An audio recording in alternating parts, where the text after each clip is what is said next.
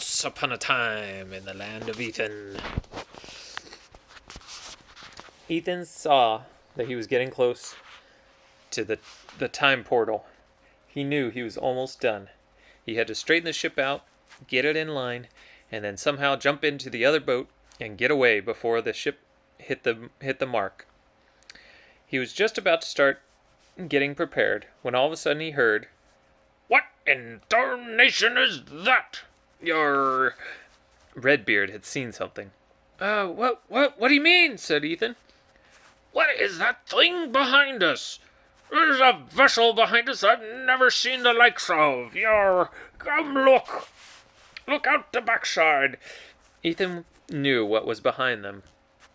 Tied up was the modern speedboat that Ethan had come in with Mr. Rotor. It was nothing like they had back then, so the pirate must have been confused by it. "What is that thing? Who brought that? You, Master Ethan!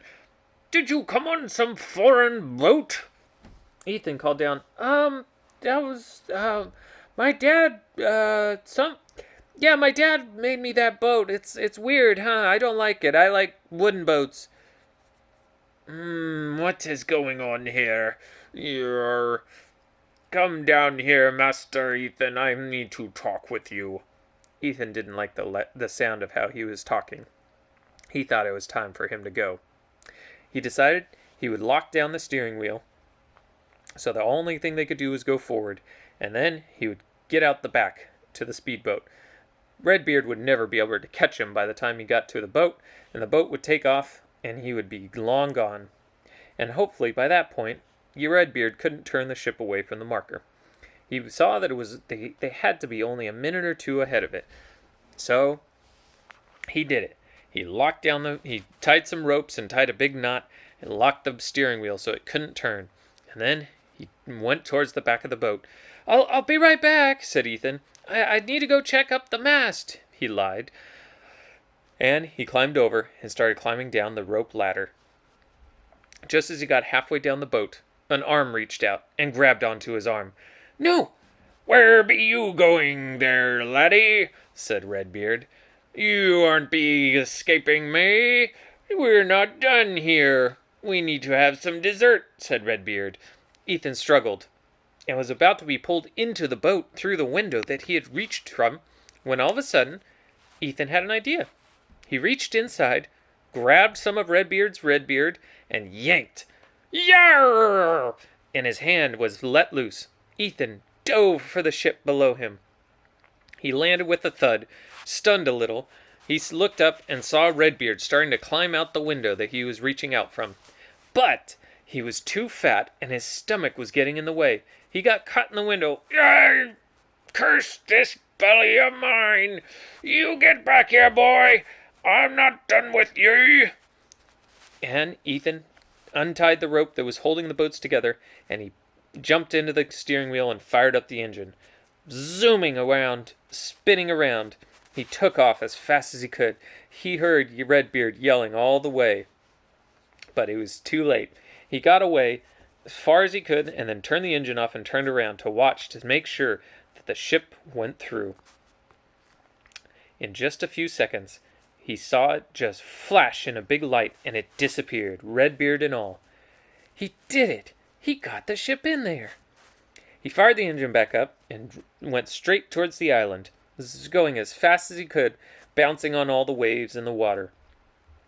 He saw Mr. Rotor beaming, smiling, big and bright, waving at him.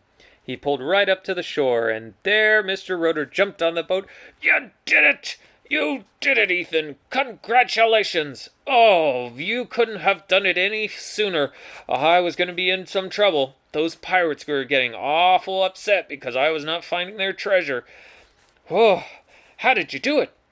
Ethan then explained how Redbeard was still on board the ship, and Mr. Rotor turned white. "Oh, I am so sorry. I thought they came all off. I never knew they were leaving one on board. I am sorry." "No, it's okay," said Ethan. "It was fun. It was an adventure." He then explained how he got Redbeard down in the boat, pointed the boat towards the time portal and dove out and then got captured. But he was able to yank it out, and he actually still had the hair in his hand, and he showed Mr. Rotor. Wow, real pirate beard. Boy, oh boy, what a find. You better keep that. That's important. I will. He put some in his pocket, then realized, this is kind of gross, he said. Well, yes, it is slightly gross, but you have pirate beard in your pocket. How many boys can say that? Not a lot, said Ethan. They got back on the boat and headed back for home. Mr. Rotor had dropped him off at his house, thanked him for all the help in getting the pirates back to their place. Ethan then stopped just before he left and said, Mr. Rotor, are we going back to see the pirates? You said it was for a school assignment. Well, I have to think about that. That adventure went a little more dangerous than I thought, and we'll see if we're going to do that one again. We'll see. Have a good night. Bye.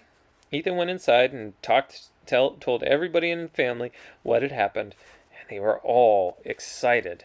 Pirates, said Paxton. Wow. And you fought 'em, said Rory. That's scary. It was okay, Ethan said. I wasn't too scared. And then it was time for bed, and Ethan dozed off, imagining fighting pirates. The end.